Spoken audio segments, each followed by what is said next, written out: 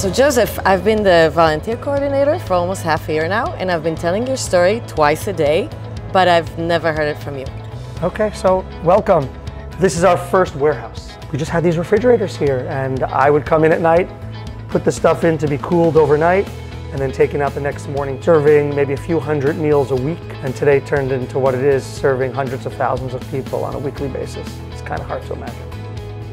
So where are we going next? So now we're headed over to our first distribution center, which you're gonna see was formerly a chicken coop.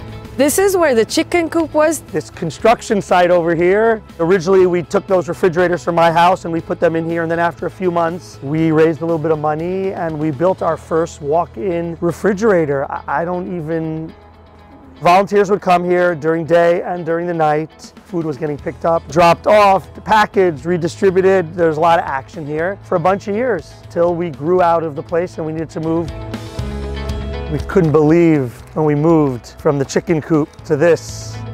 Here's the old refrigerator, 300 meters of refrigeration space, which when we built it was like, we're crazy, it's so big. What are we ever gonna do with it? If we got one big crate of potatoes, we would dance the hora. You know, now there are days we can take 100 of those. So much good work was done here. I mean, this is where the organization, where we really grew. We worked here for a decade. It was incredible. Was there like this moment that it all came to action? And we're here at Eden Alamayim, where we had that eureka moment. I was at an affair and just saw so much food going to waste at the end. And I asked, what's happening with this food?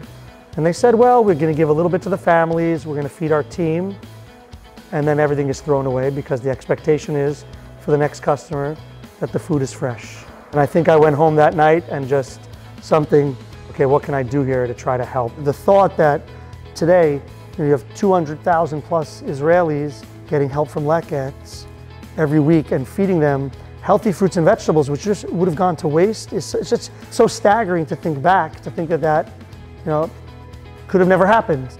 So what was the next step? I just took out my dictionary, wrote down some words that I thought I would need for my initial conversations, which were all to small catering firms and halls. Do you have leftover food? Yes. And would you give it to me? Almost unanimous response of, where were you yesterday?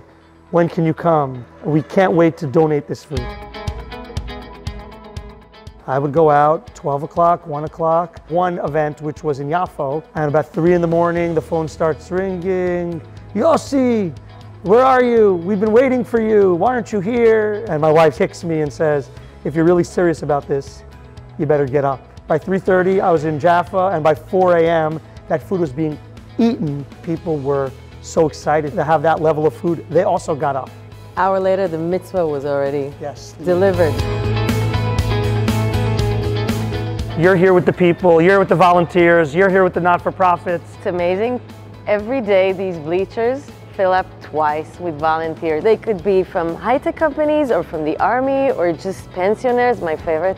Every day, 2 groups, twice a day, and then they come and we start our mission, and people have a lot of good energies when they come in because they feel the good energy of this logistics center and they know that they're doing something good. I finish up every shift with the schools that we have down south that are for youth at risk, and we've run this research, what is the impact of 1 cooked meal a day on violence. Usually when I describe it, I think that I'm some romantic, optimistic person, but then stands this 35-year-old young man and he says, I am that young man. I work for this company. I grew up in Dimona. We used to have 1 cooked meal a day in our school, and I can tell you for a fact that it changed the course of my life. I started crying. He started crying because suddenly this whole Leket story was for real for that person. Since 2009, we've been fortunate to have a great leader running the show here at Leket. That's not me, that's someone else. Giddy Kroch. Giddy, welcome. How are you? Good, thank you. He's the man, though. He invented this whole thing. When he started in Leket, that was one of the tests to see how many of these he could hold at a time. Oh, let's see if he can still do it. Remember, we got this meter by 3 by 3 by 3 of frozen cabbage from Sunfrost, and we stood and we chiseled at it. I remember that. The chicken coop. Yeah, I remember that. This is We actually store this and wait for the Mizam, which is the government program for food insecurity. So we take the best produce that we have. You see it's nice and firm, although the coloring isn't perfect. And this will go to about 2,000 families in the south of Israel. The best produce we have for the poorest people in the country that we deliver through this government program. So 20 years in, you took this job, you thought it was going to be something temporary, you didn't really know much about the charity world. Nothing. I think that the organization and the opportunity to be the manager of this huge and amazing organization gave me a lot more than what I gave to the organization. It's sad that there are people like that, and it's sad that I have to learn it, but at least we can do something to alleviate this problem. That's true. I'm always very thankful that Leket exists. Even remember that day when you said, do we really need all this space? Even now, in this huge place that we have right now, we're tight. We're only doing about 5% of what's available out there, so I think we can grow tremendously. We've almost doubled ourselves in what we had in the last 3 years. Budget's only grown by 50%. Why is Leket getting all this stuff? Farmers can never plan exactly what they have. It's good that they have actually surplus, but the question is really what we do with the surplus.